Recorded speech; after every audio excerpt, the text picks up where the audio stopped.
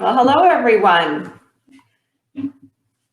My name is Sherry Stevens, and I'd like to welcome you to our second session of with IG Wealth Management as we deliver our Women Wealth and Wellbeing four-part event series.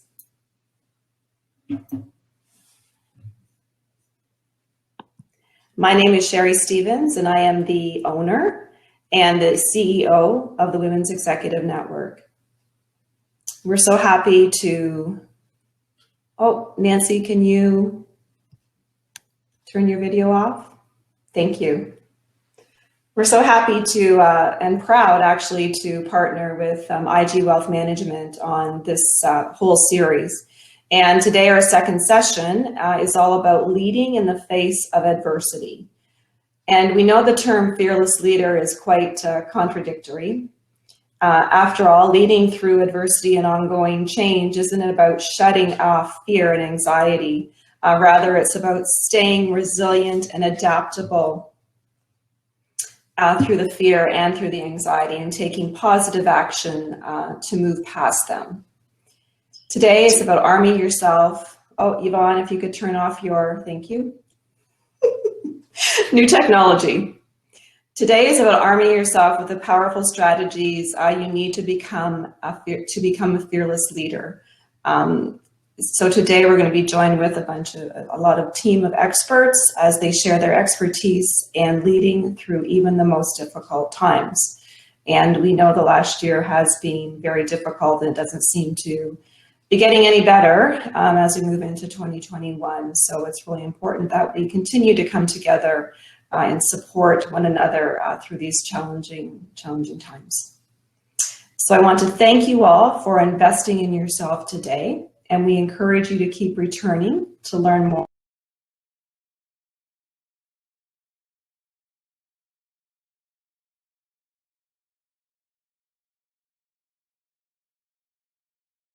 Sorry, did anybody hear me? Apologies. So sorry, my mic turned off.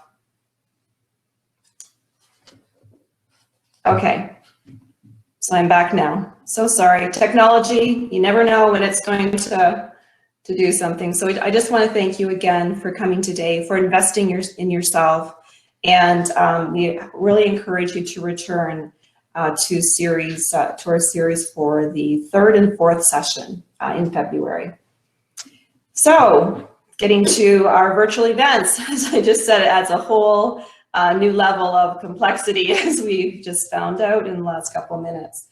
So the platform you're on currently is called Remo, and I know it's very new to a lot of you, but it is quite an amazing platform, especially for the networking portion and really building your community and getting to know people during these times where, of course, it's difficult. We can't even get out to have our regular in-person sessions.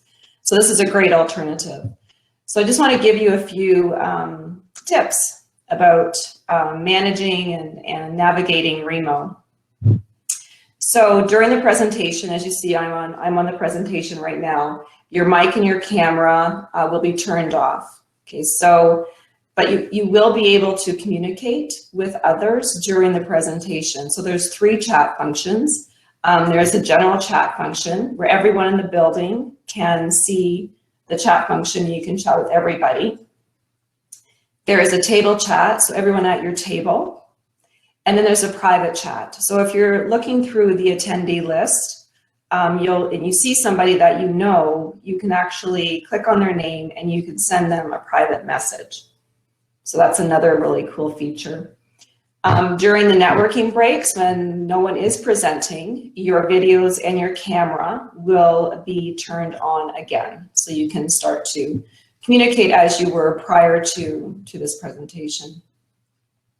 If you get any feedback during the networking breaks, it's probably because you've left one of your browsers open. So all your browsers have to be shut down in order for you to, there not to be any static or any feedback. Another cool feature about Remo is that you can actually, through your profile, you can upload your LinkedIn profile. So anybody that clicks on your little icon at the table, and if you have your LinkedIn profile, they can click on it and they can actually link in with you right then and there. So it's a really cool feature, and I really encourage you to complete your profile page, especially if you're going to be coming back to our future sessions. Also, if you look on your floor plan, to the left is a bank of numbers, number 1 to 9. These are floors. So if you just click on a floor, you can go to various floors because there are attendees on the other floors as well. We have about 180 people here currently, and I can still see more coming in. So, and don't be afraid to explore during the networking sessions. You're not going to break anything. So just keep looking around and get familiar with Remo. If you do get stuck, there is a help desk on floor number 1 on the far right corner, and someone from my team will be there to help you. And I'm really, really happy to inform you that we are offering closed captioning throughout this event. So the link for the closed captioning is in the general chat box. So just go to the general chat box and you'll see the link there. So please feel free to move around and get to know other attendees and build your network of successful women and men.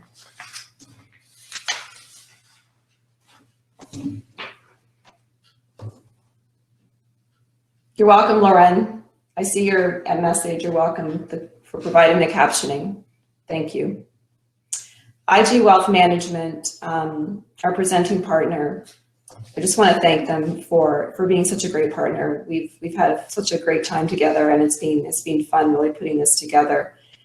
And they really passionately support our mission of meaningfully propelling and celebrating the advancement of women at all levels, in all sectors, and all ages. Not only do they bring these events to you, but their entire team has been an incredible resource and constant source of encouragement every step of the way. Thank you to all the IG women behind the scenes and to my WXN team for making this happen.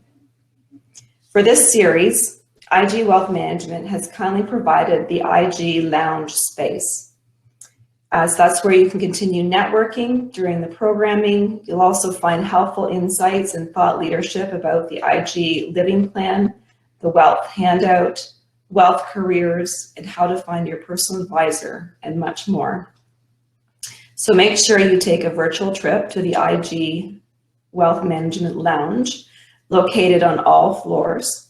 And they are, if you look on your floor plan, they are on the far left and the far right. And you'll see at the top, IG Wealth Management Lounge. So please go there and just check it out and gather that information. Okay. Let's get started.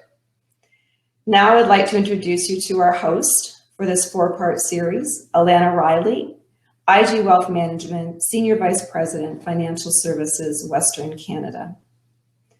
A successful, driven people leader, Alana boasts an expansive career in financial services, leading teams of 1,000+ employees in wealth management, estate and trust services, retail banking, commercial insurance, healthcare, small and medium-sized business lines.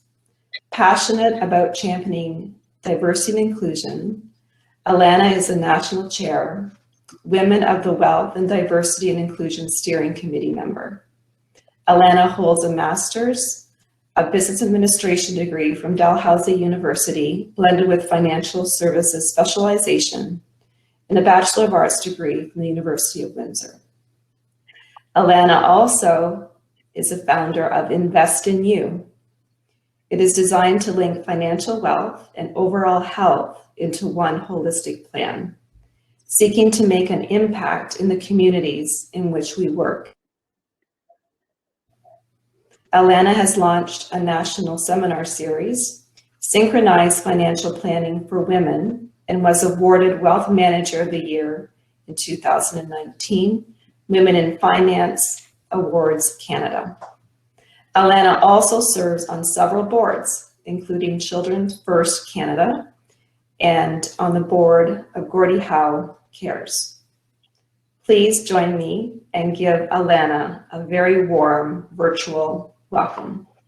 Thank you, Alana. Well, good morning, Sherry, and good morning, ladies, and hopefully a few brave gentlemen as well. It's great to be back again. We had such a great time together on the last seminar series, and certainly looking forward to sharing with you today as we embark on the second webinar in our new 4-part series, Women, Wealth, and Wellbeing, Empowering Women's Success, in this partnership with the Women's Executive Network. As mentioned, my name is Alana Riley, and I'm thrilled to be your host here today. I wanted to share that IG is the largest independent financial planning firm in Canada, with advisors in every community from coast to coast. We are part of the IGM Financial and Power Corp families of companies, and we're one of the largest financial services firms in Canada. Every day, we are driven by our mission to inspire financial confidence that transforms the lives of our clients and their families, as we are deeply committed to improving financial literacy in the communities where we work and live. I'm thrilled again, as I mentioned, to be your host today. And as Sherry mentioned, thank you. We are offering remote closed captioning throughout the event. You'll note that the link is provided in the chat box. We'd also like to thank Neeson's for supporting us with enhancing our communication accessibility and engagement for everyone in our audience today. In addition, you can access a workbook in the chat that highlights the power of women collectively that we can influence as leaders, a space for questions and takeaways, as well as information on our IG Living Plan and IG Career Opportunities, should you be so interested. You can also pop by one of the lounges to learn more. I'm joined by an amazing collection of female leaders from across IGM Financial Group of companies today. They are here ready to share their stories and insights from leading in the face of adversity and dealing with constant change, which is incredibly timely with all that is happening in our world today. So let me start by introducing an all-star panel for you. First up is Cynthia Curry, Executive Vice President and Chief Human Resource Officer here at IGM Financial. Cynthia leads our talented team across the country and plays a critical role in creating an inclusive culture and shaping our organization to effectively lead into the future. With over 20 years of human resources experience, Cynthia has held progressively senior leadership positions in human resources and business operations across Canada and global insurance and financial services organizations. Next, I'd like to introduce you to Nancy Mcquain, Senior Vice President and Chief Technology and Data Officer at IGM Financial.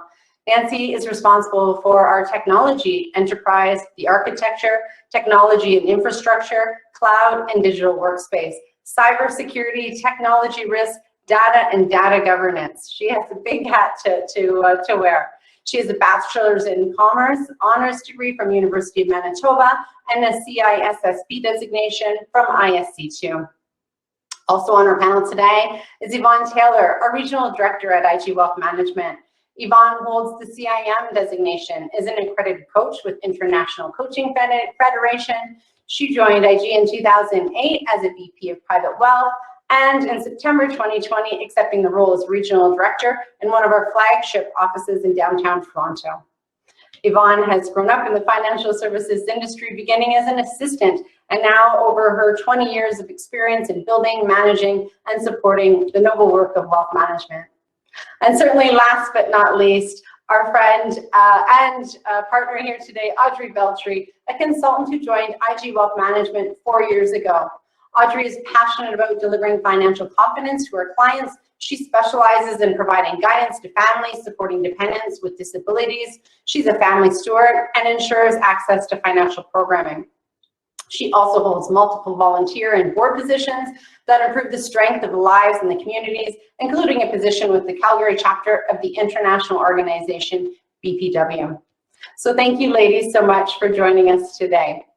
And lastly, although we are virtual, we're still looking forward to being as interactive as possible. There's a question and answer box to the right of your screen. Throughout the session today, we have two of our other team members, Shauna Clark, Regional Director, and Catherine Lowe, AVP Private Wealth Management, who will help answer those questions and also have your questions ready for us at the end during the live question and answer period.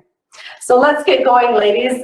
So if you don't mind, we're going to start off with Just a question, I guess, that's probably not surprising to so many. The past year has been unprecedented and full of change in our personal lives and, of course, professionally. And while I think we're all hopeful and optimistic about 2021, it looks like we're still due for some more challenges as we continue to navigate this pandemic.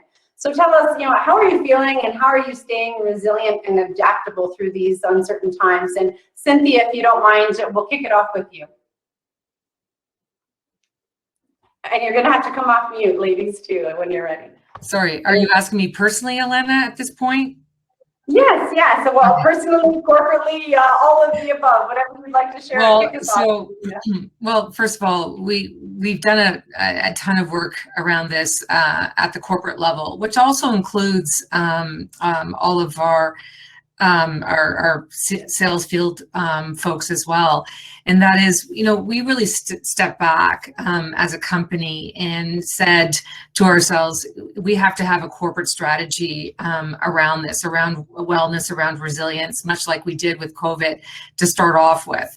And so we've put a number of programs in place to support employees, but it's not just about formal programs that we've put in place. It's also about, the sense that the local leader really plays a key role and local peers really play a key role. And it was really, how do we get out there, the importance of peer contact and local leader contact. And, because the first thing is we collect a ton of data. We collect data around the usage of our programs, who's using the EAP programs, who are accessing claims, what does our short-term disability look like, all of those kinds of things. And they affect all folks that represent IGM, any of our operating companies. And so when you look at that, you marry up the data with what you're hearing from all the surveys. And the point of me saying this is it's still really important to understand at the individual level, because at some point you have to know, how is individual one doing? And so we get data at the top end and we target that data to different regions, sectors, management teams, and we follow up with them to say, have you been in contact on a regular basis with each person?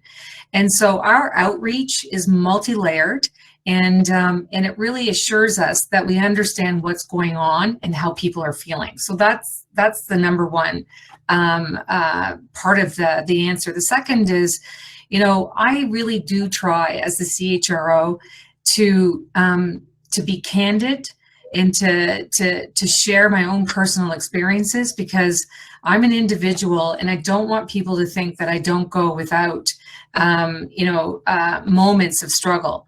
And so much like all of my colleagues across the company, when you're the CHRO and a pandemic is about to start, it really was a lot of weight on the shoulders of me to ensure that I'm supporting the health and the safety of our employees. And, Nancy's on the call with us. And, as an example, we worked really closely with Nancy's team to make sure that we can get all of the employees from an access of technology point of view home.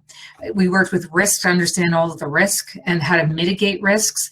And so I really started feeling a huge pressure on my shoulders, and it was 24/7 for months on end for myself, my team, colleagues. But I'm speaking about myself right now. And I was losing sight of my own health, my physical health, my emotional health. And I took 3 days of vacation in 2020. It's not healthy at the end of that. But I started to recognize, and my husband started to help me recognize, that this was taking a toll I needed to recognize. And so I put in place that I was changing my lifestyle. So at the end of last year, I started to exercise every day, have not missed a day, have not missed walking outside every day. I changed my eating habits. I slowed down my glasses of wine per week intake. But all of those things mattered, and my energy went up, and I felt that by putting a priority on me was critical for me to be able to do my job well. I reach out I ask for help. I never did that before. And I use my vision board. I have what I call a happiness vision board that's right here beside my laptop. And I've posted pictures of, my loved ones, places that my husband and I and my family have traveled, places that mean something to me, people who mean something to me. And when I look at those pictures every day, at least, 50 times a day, it does make me happy. So those are just some initial thoughts.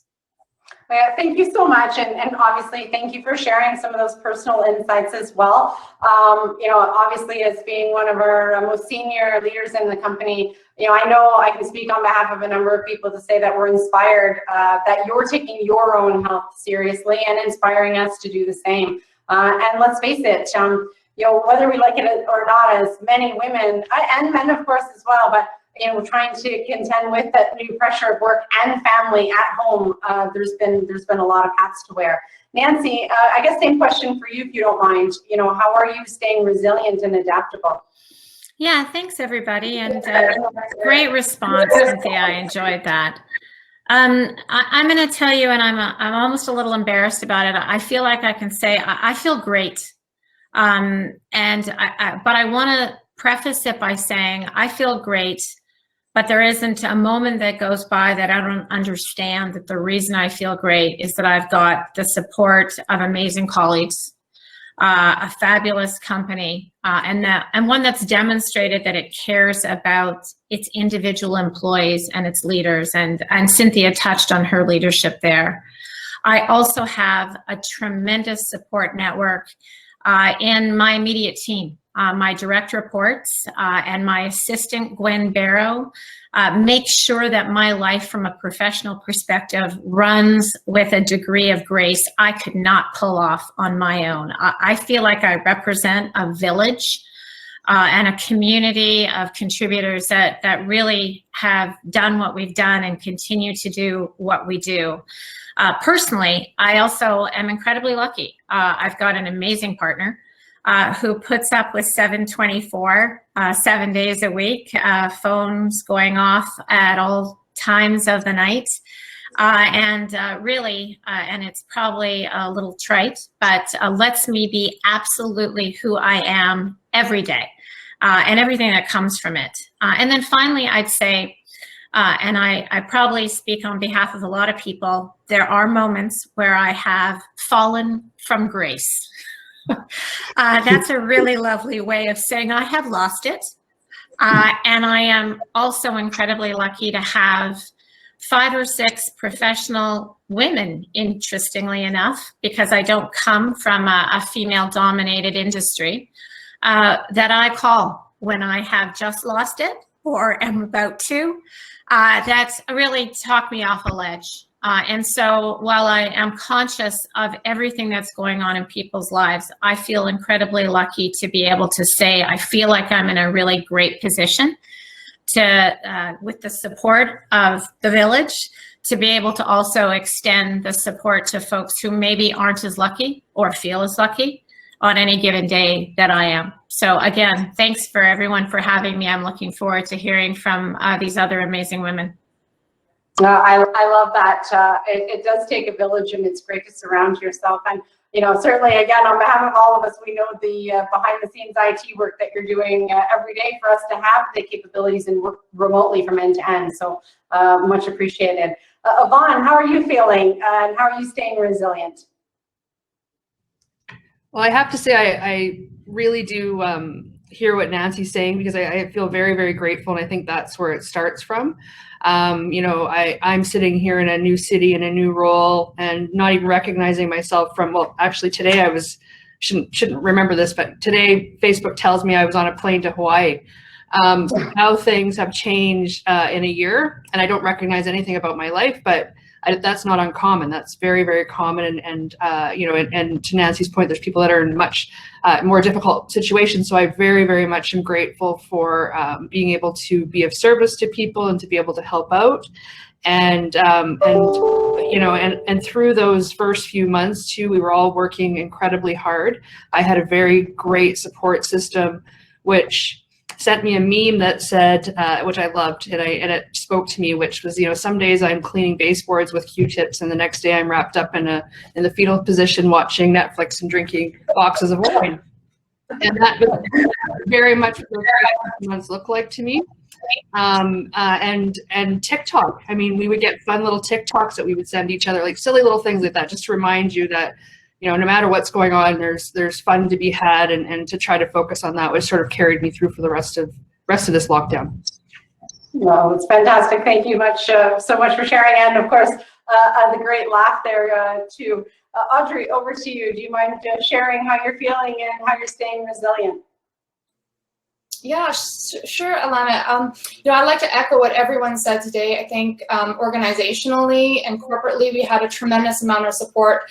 Nancy brought us all home, and though there was the odd technical hiccup, it was amazing, and we transitioned very well. And we were supported in making that transition and changing. And then Cynthia, you were there to make sure that we were all okay and feeling good and feeling okay about the transition. So we had a great support that way. I'm an optimist at heart, and so it was maybe not, for me, I just really tried to, on a personal level, look at the positive things and the positive aspects of what was going on around me. Certainly not everything was great, but I looked around and I saw, in my own life, a renewed sense of family togetherness, though after so much togetherness, perhaps we need a little bit of a break. But, we learned a lot about each other. I saw communities coming together.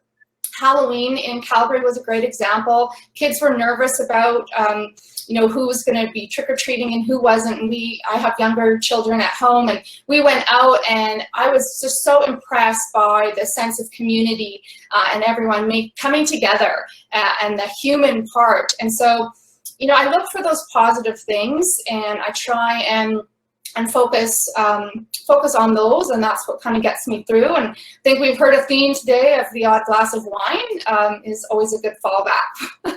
So yeah, I think that's my take. Fair enough. Well, thank you so much. So let's get the ball really rolling here, if you don't mind, ladies. I have a few just rapid fire questions now that you're all good and warmed up. So here we go. In reference to your career as a woman in leadership, which maybe resonates with you more, leading change or managing the status quo? Let's start with Cynthia.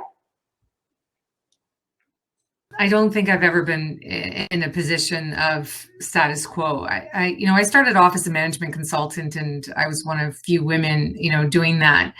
And I was traveling all over the world at an early age in my career, early part of my career.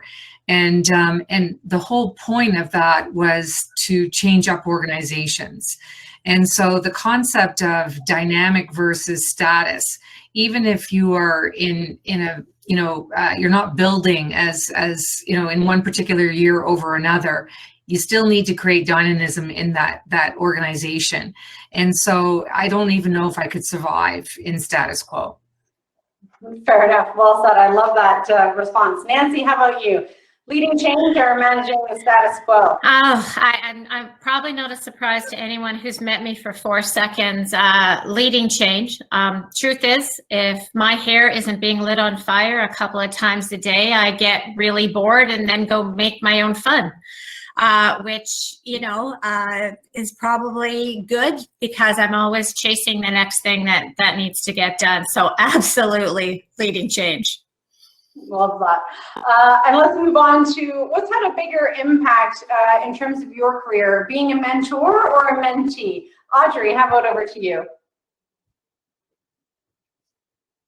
I would have to say both, Alana. I wouldn't be where I am today without the guidance and the support and the encouragement of so many wonderful people. Starting back with my grandmother and my mother.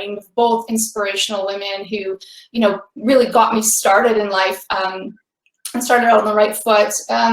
And then, I've also been blessed to have the opportunity to support and encourage others on their journey. So, I think we all need each other, and it's a village. So that's my take on that. Well said. Yvonne, how about you, mentor or mentee? I would say the same thing. I remember I think it's Jim Rohn that said, you're most like the 5 people you spend the most time with. So, really take the time to look and see what other people are having you say, think, do. And the same thing for what you're helping people think, say, and do. And I think we can, be more universal about it. Yeah, fantastic. When you think of your career and think of adversity, can you think of times where it's had a major positive impact or a negative one? Cynthia, back to you. Well, just even looking at the concept of mentor-mentee, I think it doesn't even have to be, one or the other. And I'll just give a quick example. At my previous role, where I was leading a global team, a very junior person who had started with us had been with us for about a year and was out of their MBA program, asked to get a little bit of time on my calendar and came in to ask if I could be a mentor to her. And I was actually really pleased that she asked, because she was one of our top picks, across all of our new recruits. And I could see right away that she was really smart.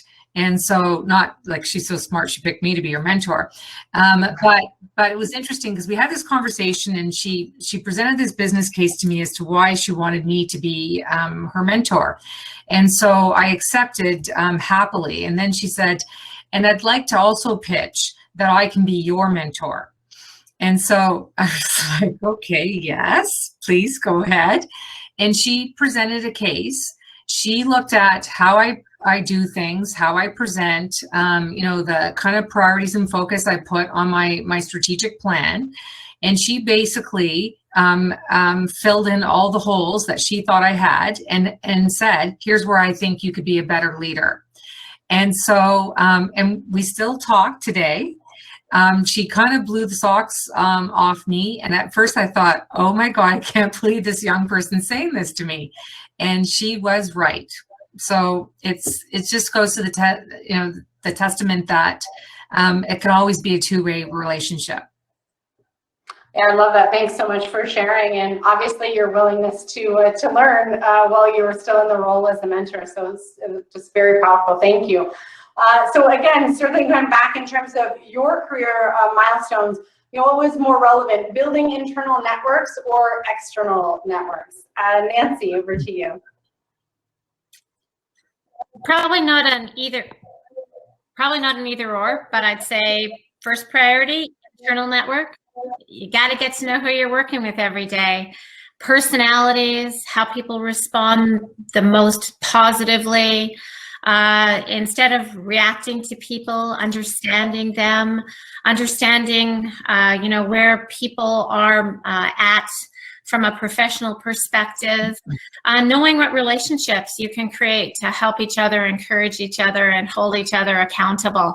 So internal first, external is absolutely important. Lots of organizations I participate in reflection also of organizations that help me along the way. But first and foremost, internal for me. Fantastic. Thanks so much for sharing. Excellent points. How about advocating for self or building advocates? Yvonne, let's go over to you. I think as in anything, it's all about reciprocity, right? So I think if you start there and build and help, you're going to build advocates. I mean, there's always times as women, you probably have to step up and self-advocate in some way, but it's always great to have that social proof of someone doing it for you. Fantastic. Our last not so rapid fire about working inside the box or outside the box. And Audrey, back to you. I'd have to go with outside the box. I'm a little bit different myself. I've been called quirky and weird, so I guess that makes me outside the box. But I think when we're approaching problems or certainly situations, adverse situations, and that's what we're talking about today, that sometimes it's important to remove yourself, your maybe predisposed beliefs or predisposed patterns of thought, and look at things from a new perspective, approaching from maybe a different angle, trying to understand the problem and come at things that way. I think it's really important. Fantastic. Thanks so much for sharing. So let's dig in a little bit further. And Cynthia, we're going to head back over to you if you don't mind. So obviously you have extensive experience in managing large global teams. As we've seen through your role here at IGM, you know, you're focused on developing high performance teams, but based on an inclusive culture. So, you know, how do you continue to build on a plan that will deliver on this inclusive culture? And maybe share with us how this has evolved over this past year with the addition of signing new initiatives such as the Black North Pledge. Yeah, no, it's a great question. I always love to talk about this. I asked for 5 hours, but you only gave me 5 minutes. So, you know, first of all, I think it's all really important for organizations. And, you know, I really do believe history will show us that, you know, shareholders, analysts will really start to look at the strength of an organization beyond its financials. And it's really critical. You know, I kind of think we're way past all of this. You know, the waiting game, or whether we have targets or not, or any of those things.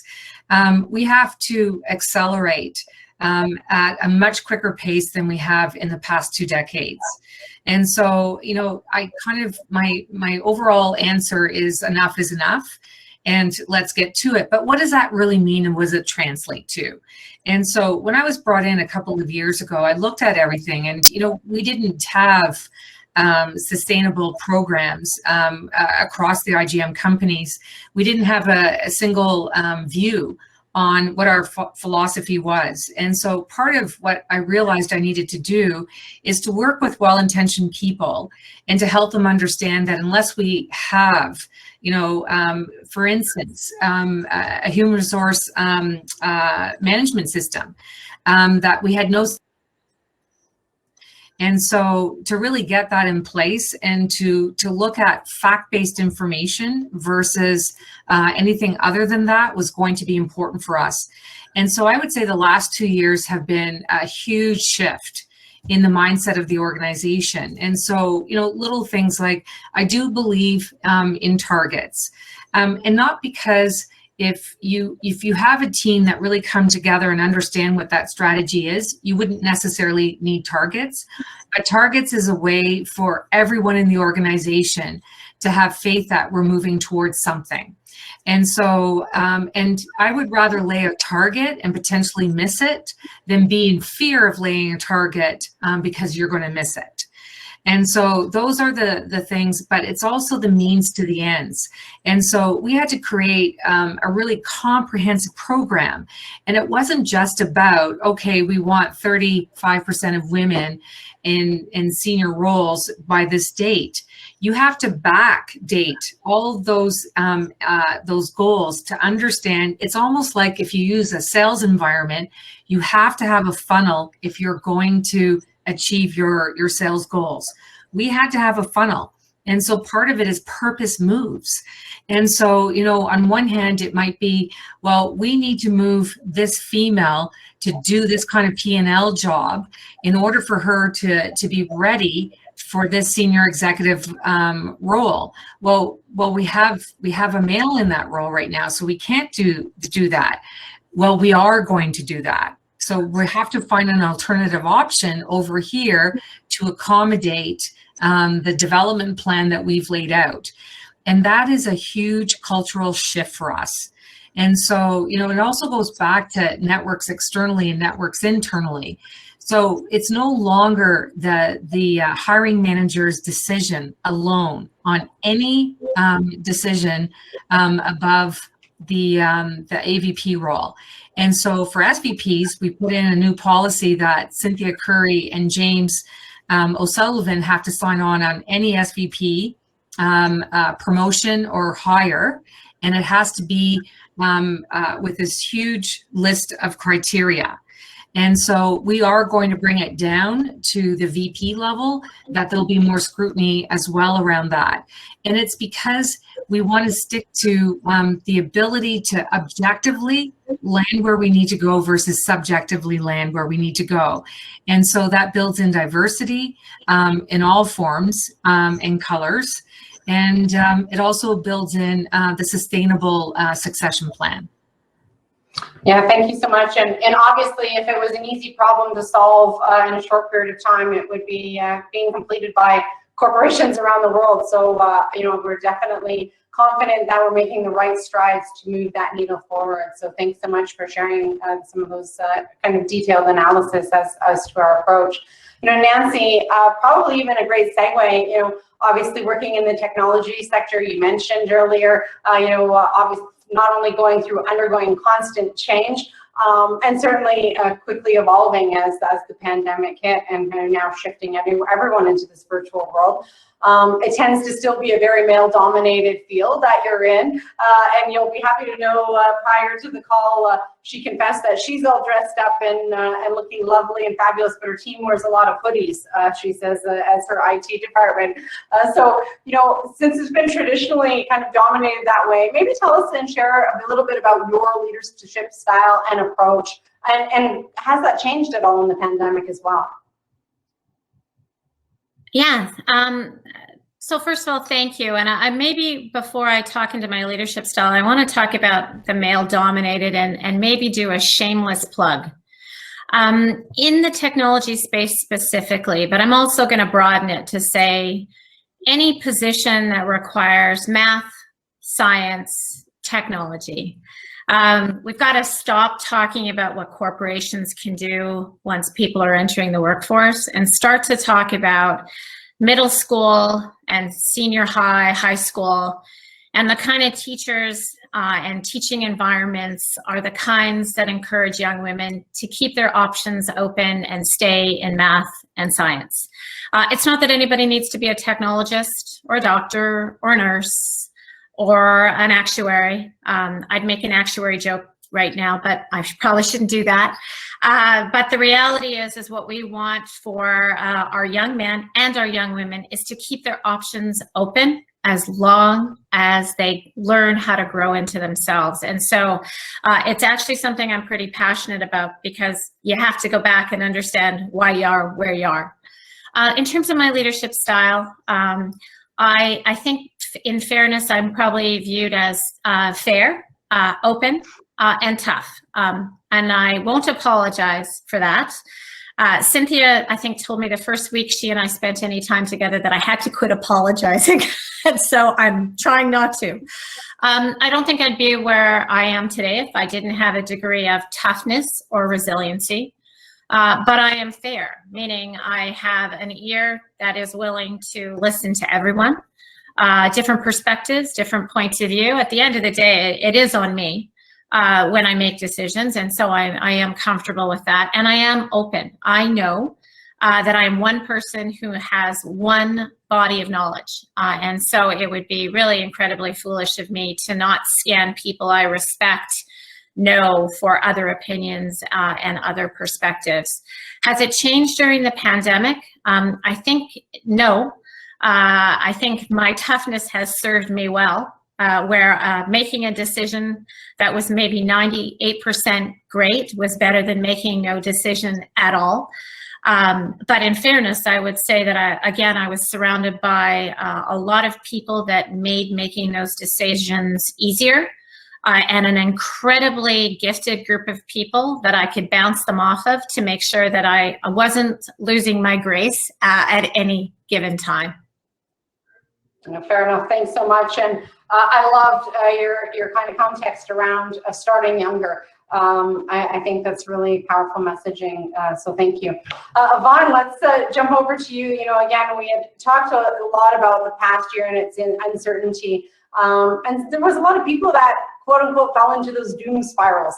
And so, there's been no shortage of negative news stories in the media, and, all the various lockdown measures have been really challenging for so many of us, and not surprising on many people's impact on their mental health. So, you've shared with me before, you have an effective coaching technique when you're often kind of looking at some of those tailspins or coaching to it. So do you mind sharing this strategy with us? Sure, for sure. And I think it needs, or why it resonated with me and why I've kept it is because it's very simple. So the idea is that, change is very counterintuitive. All of our regulatory systems are trying to keep us in homeostasis. So we are programmed to stay the same. So when anything comes like this, the tail starts to form. And then you add on top of it anything that feels, tastes, smells, looks like, you know, failure or fear, we are into a tailspin. So it's just human nature. It's how we're built. So, and we all know as leaders that it really does help to listen. And why does it help to listen? Because we become a container for all of that fear and pressure that's built up. And if we can be a container to hold that and to let them dump it into, it of course opens up space, hopefully for creativity if they choose it, but they don't always. And so the spin can become almost like a corkscrew, sort of layering them and digging them in deeper, and we get stuck. So how can we stop that as leaders? And that is to give them that space to listen, but then don't ask why questions. So that's the first step in this, is don't ask why questions, because you drive the corkscrew in deeper. And to focus on, and what I do is I go between the two, is focus on what and how questions, because you want to help them, take them down that path of creativity. So once they've built the space, you've let them kind of give a bit of space, ask those questions of what would you like to have happened. And when I use this technique, I only get to 3 questions. Honestly, I for the couple of years that I've used it, I only get to 3 because people really jump into that space. So what would you like to see happen? Right away, you see a little tinge of creativity come up. How would you like to have seen that happen? All of a sudden, they're in creativity. They're thinking about what the solution would have been. And 3, you take it back, another what question of what would be the next steps to make that happen? Right? So automatically you've got them in that creativity mode. And it's just a very simple thing in a very emotional moment, because we wouldn't be in a tailspin if there wasn't an emotion, as a leader, to be able to help them find creative space. I love that. Thank you so much for sharing. You're having me reevaluate a conversation I had last night. So I'm going through that process. I'm already learning. So thanks, Yvonne. Audrey, you know, as a financial advocate for those Canadians living with a disability, 2020 has certainly brought many challenges to families supporting those with disabilities. And, you know, of course, both of us as parents, both with children with disabilities, you know, help share, if you don't mind, what your strategy is for staying positive and adaptable. Yeah, thanks, Alana. You know, it certainly has been a year of obstacles for everyone, the disabled community, and the families and the caregivers that support them are included in that. But I have seen some remarkable stories of resiliency, and you know, Alana, you might be able to relate to this as well. When you have a child who has a disability, your life has really been filled with adapting, constantly adapting to different changes and things that are unknown, outcomes that are unknown. So sometimes I feel that the families that I work with, and families that are like mine, have a bit of a leg up because we've been, you know, learning to adapt for a lot longer than just the year. I think it's also important to note that there's really a difference between leading through an internally driven change and externally exposed change. And you know, when we have internally driven change, we're setting our goals, we're timelines, we have a sense of control. We're maybe motivating ourselves and our teams. We're working together to accomplish this goal. We're setting milestones and rewarding ourselves along the way. And usually, you know, at the end, it's we've done it. We've made our goal. But when something's externally imposed on us, we don't have any idea of what the outcome is going to be. And we often, you know, don't really have control over much of it. And let's be honest, a lot of us do enjoy having a sense of control. And we can't just motivate our way out or through an external change. We really need leadership, and we need to adapt. And personally, there's a few key strategies that I found helpful in navigating externally imposed change, and I've had a lot of that in my life, being the mom to a special needs child. That wasn't something that I chose. It was something that happened. I wouldn't change it. It's been a blessing. But, you know, I can use those and relate it to the current situation of what people are going through. You know, and first, I think you really need to understand it. And Yvonne was speaking to this, instead of asking why did this happen to me? Why now? That we really just need to take a step back and ask what we can do. How can we embrace the reality of the situation? Not looking just as an optimist or a pessimist, but understanding the facts of the situation, and then creating a plan of what we need to do to navigate through this. Secondly, I think we need to be open to it and commit. At this point, it's not really an option. We don't have control. This is something that's happening. And this can definitely take us out of our comfort zone. I mean, when the pandemic happened, my whole life, my practice, my family, everything moved online, and it wasn't easy, but I was open to it. And thanks to Nancy and her support from the tech side, I embraced all the tech changes and I committed to that. And I led my family, my team, and my clients into a new way of life and a new way of doing business. You got to commit and accept the change. And then last is collaboration. We can't do it alone. And a strong leader, corporate, a solopreneur, everyone knows that, asking for help is a sign of strength, not a sign of weakness. And that we need to collaborate with the people around you and ask for help. As for positivity, having a child with autism has taught me really to be happy with what we have. So that comparing ourselves to others really just stealing our joy and stealing our happiness. So I think positivity is a mindset. Knowing that you have the power to control how you think about something, that often dictates how you feel about it as well. And so to really focus on where you are, be forgiving of yourself is also really important too. Yeah, fair enough. Thanks so much for sharing. And I'd add probably one last one from the perspective of my family. That's you got to have a sense of humor sometimes too. So that definitely helps. Well, with that, ladies, we're going to have a networking break. And so everyone can certainly take some opportunities to meet new people, jump through a few new tables. And so we'll leave that. And then I think about 10 to 12 minutes. And then we'll be right back into this session to wrap up with a few of our final questions. So over to the networking break. Let's get back at it. I have a couple of rapid fire questions again for you. It's funny that in Sherry's opening, she said it's a bit controversial, but I quite frankly love this word. So share with us one powerful strategy, if you don't mind, that you use as a fearless female. And Cynthia, we'll start with you. I would say that, I especially do this in sort of the later part of my career, but I think I've done this from day one. And that is, I really do appropriately challenge. And I think that is an important aspect of being authentic. And so you have to do it respectfully. And, sometimes you get a little bit, a sense of, feeling easier about it, but I do instill that in my teams too.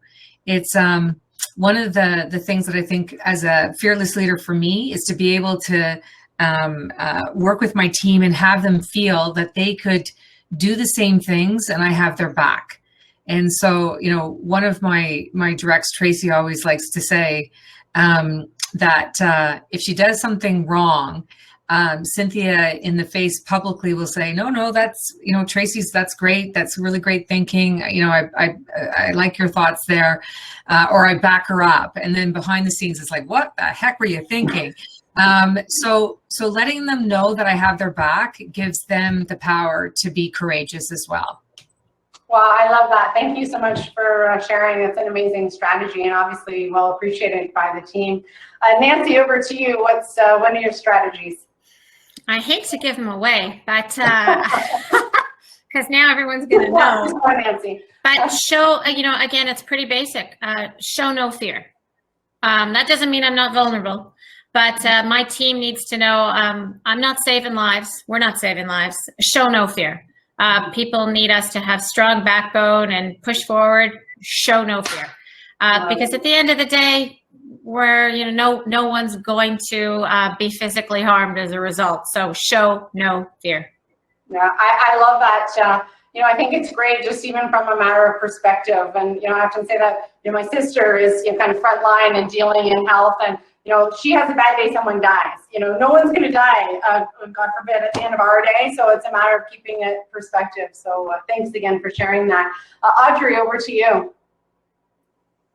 Yeah, for me, it's something I'm still working on, so I haven't quite conquered this strategy yet. But you know, I think it's important to enjoy the journey, right, and not just look to the destination or to the end, and to reward yourself and your team along the way with tangible and meaningful rewards. And so, you know, I think it's really important to celebrate where you are, and that you never get to the end. It's always just this progression. So don't forget to be gentle on yourself and enjoy the journey there. You know, well said. Thank you so much. And Yvonne, last but not least, your fearless leader strategy. Well, when I was thinking about this, or hearing the other answers too, I was thinking, you know, personally, I'm trying to really just go with the flow a little bit more, because I have these 5-year plans and they're an epic fail, but I look at where my life has landed because of that, and it's pretty remarkable.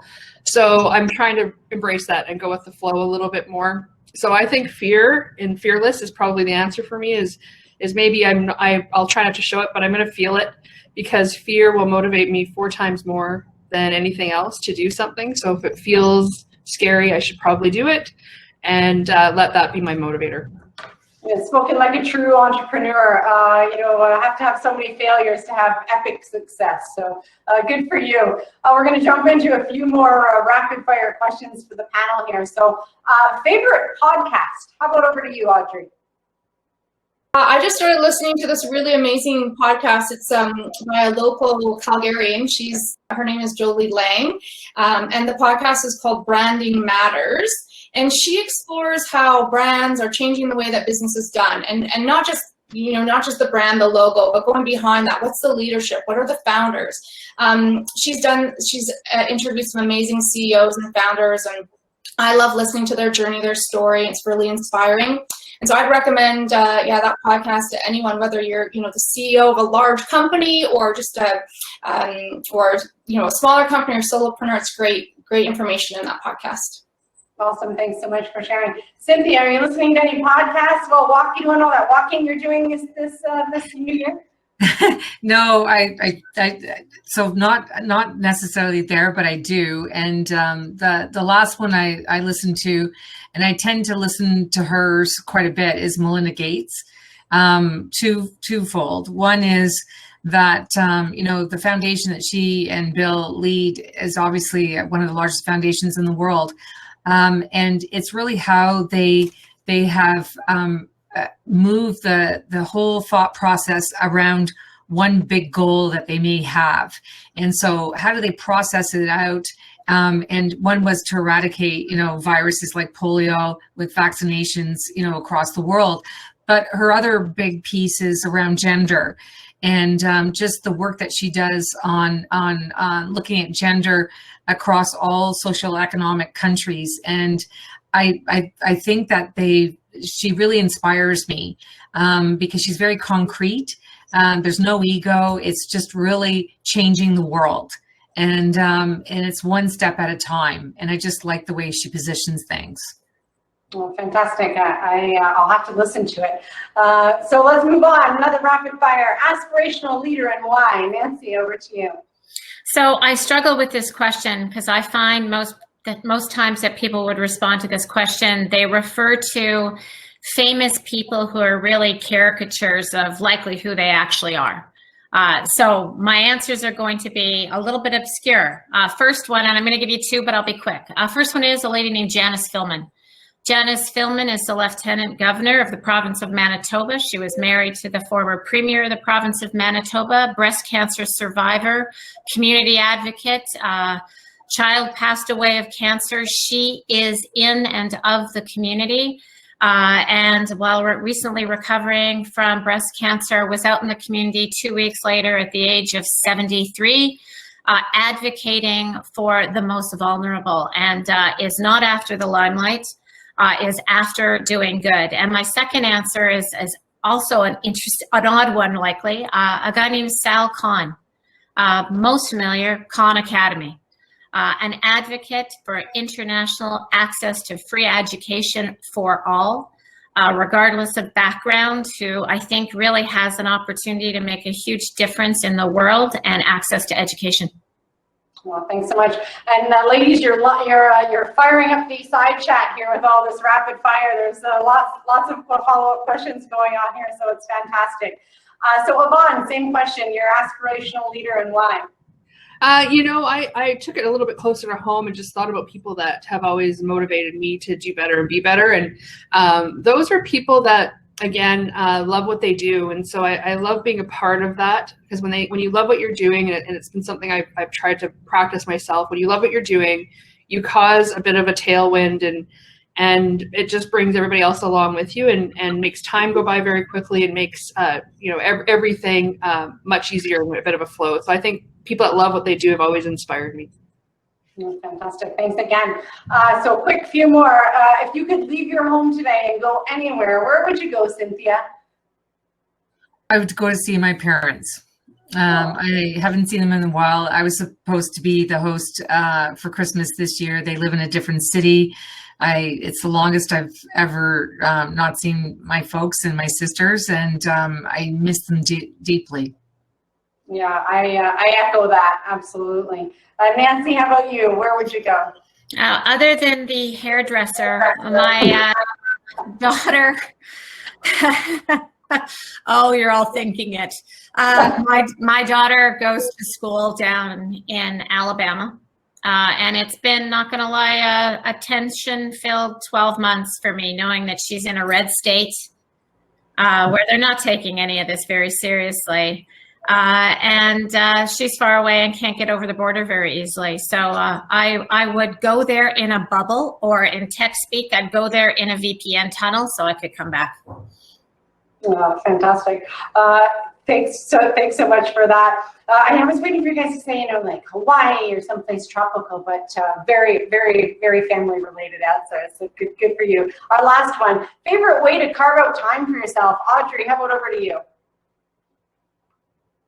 Yogi, so I love to do my yoga, and then I have a dog, a puppy still, she's 15 months, and I like to just take her out and take her for walks. She never lets me forget it, so she'll probably be coming in here to remind me it's walk time any minute now, but that's me. That's how I carve out my time. Fantastic. And while you have the floor, Audrey, maybe you could share with us, I know you specialize at providing financial guidance, and you've geared your practice specifically towards women and wealth. So do you mind sharing with us some of the strategies that you recommend for fearless females when it comes to their financial fund? Well, there's a lot of things that I'd love to share here, but I'll keep it simple, just for time. I think that we all need, whether you're a woman or a man, but particularly for women, we need financial confidence. We need to feel good about where we sit and where we stand financially. And to achieve that, I think we need to be actively involved in our financial well-being, in our financial plan, have a full understanding and awareness, certainly control over and understanding of our wealth. We need to be involved in setting goals and be actively involved in the planning of how we're going to achieve them. And secondly, I think we need to explore our emotional connection to money. How do we feel about it? Because there's a lot, I think this is often overlooked when we're developing a financial plan, or when we're looking at our wealth, is what are our feelings around it? And I think that needs to strongly be considered in the planning process, so that we can really bring our values, who we are, into an alignment with our financial plan, so we can really create a sense of true well-being. Fantastic. And again, well said. And I know we do have one of the other seminars focused specifically on building wealth closer to the end of February, just in time for the RSP deadline, so to speak. So that's great. I just wanted to pause here. Right, I see that we have just about 12 minutes left. And so I just want to make sure there was some audience questions coming in. So I know my friends here behind the scenes, Shauna, I don't know if you're going to join us on camera. Alternatively, I'll maybe just kick off with one of the first. Oh, here she comes. Hi, everyone. Thanks so much. Great job, ladies. It was so inspiring listening to all of you, and I think I speak for everyone in saying thank you so much for sharing your stories. I have a question for you, Cynthia, coming in from the audience. It says, many women find themselves juggling so many multiple roles, employees, parents, teachers, and especially during the lockdown measures. It's hard to balance all of that in a day. Do you have any tips for not only making time for yourself, but just prioritizing yourself when so many other things are just, a burning demand on your time? Yeah, it's a tough question. And I was probably the worst person you should ask, because for many years I didn't prioritize for myself. And, it's interesting. You think you learn when you go through situations. And I've always had, in the last 20 years, some big jobs that required a lot of travel. It was really hard to center on sort of the home front.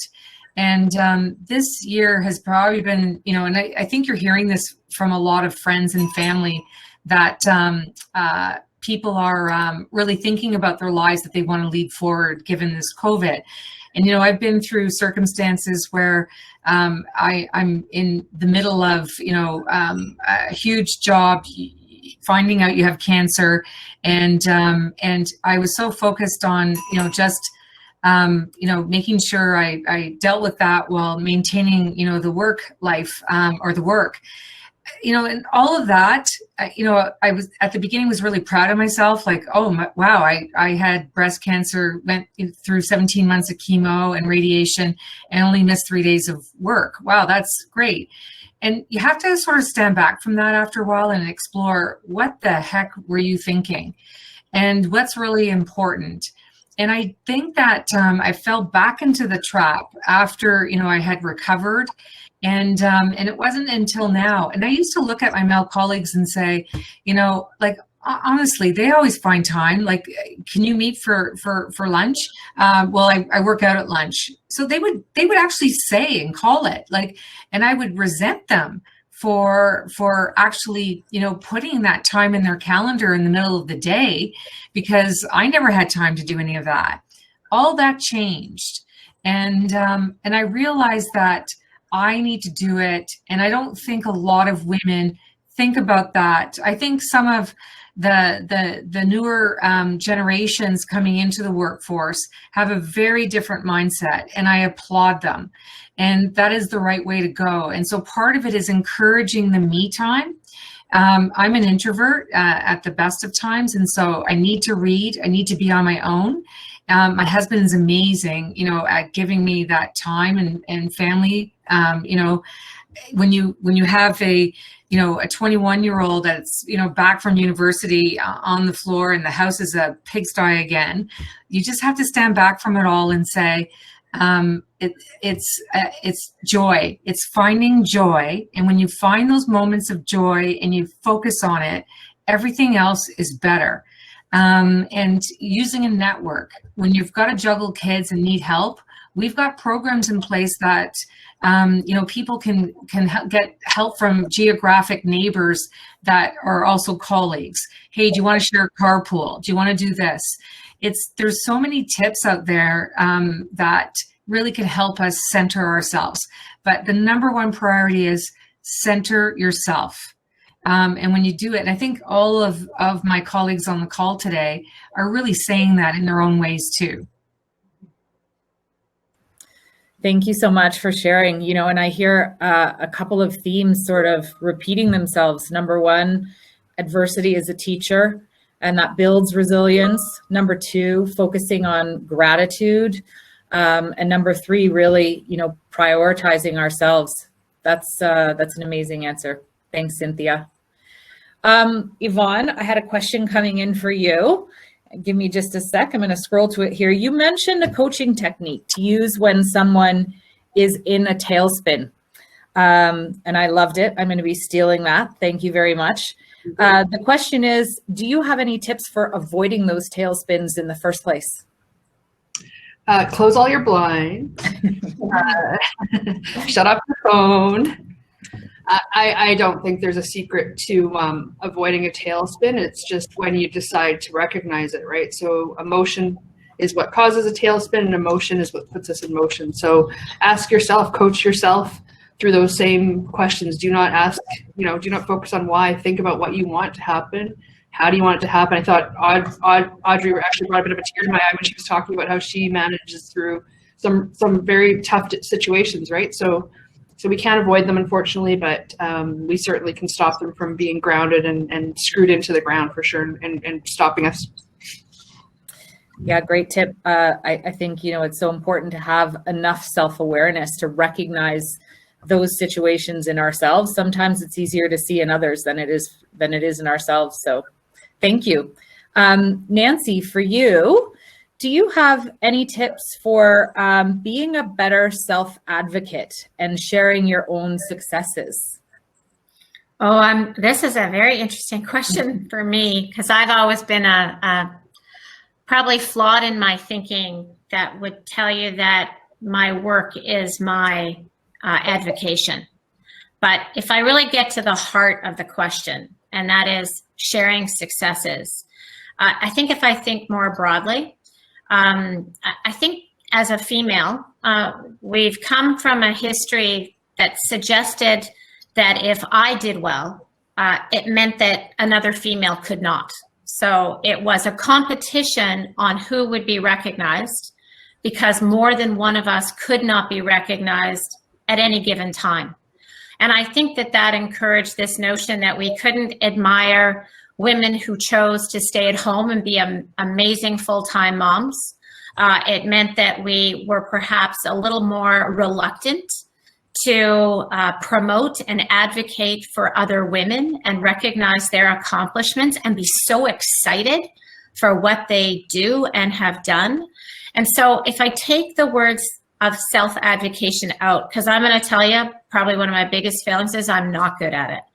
I have consciously tried really hard over the past, I'm going to say 10 years, to look at females in my life. It didn't matter what part of my life they played, and to consciously make sure that they knew how much I admired them when I did, how proud I felt they should be about what they accomplished, to advocate for them because they deserve to be, and to drop the garbage that meant only we all could succeed, but only in spite of each other. And again, I know they're old words: be kinder, be more generous, be more professionally generous, and to really acknowledge what an amazing group of women we get to work with every day, I think comes around to also end up being self-advocation. Thank you so much for that answer. You're kind of bringing a tear to my eye, because I literally had this conversation yesterday with a colleague of mine who's chosen to retire, and she's been such an advocate for the women around her. But I think everyone on this call can recognize somewhere in their career exactly what you're saying, a point in time where it felt like there wasn't room for more than one female at the top. And the image that comes to mind for me, and I'm probably going to butcher this quote, is that, by taking your light and lighting somebody else's candle, you don't burn out the light of your own. You just make everything brighter. And what a great answer. I'm going to take that to heart. Thanks so much. Audrey, I also had a question for you, and it's around mistakes. It says, they often say mistakes are the best learning experiences. Have you been able to take any of your failures and turn them into positives? And I know you, so I'm finding this difficult because I don't recall any failures that I'm aware of, but I'll let you answer the question. You know what? Well, I think it's really through our mistakes that we stretch and we grow. And it's really the risk of failure, I think, Shauna. When you say you maybe haven't known me to fail, there's always the risk of failing.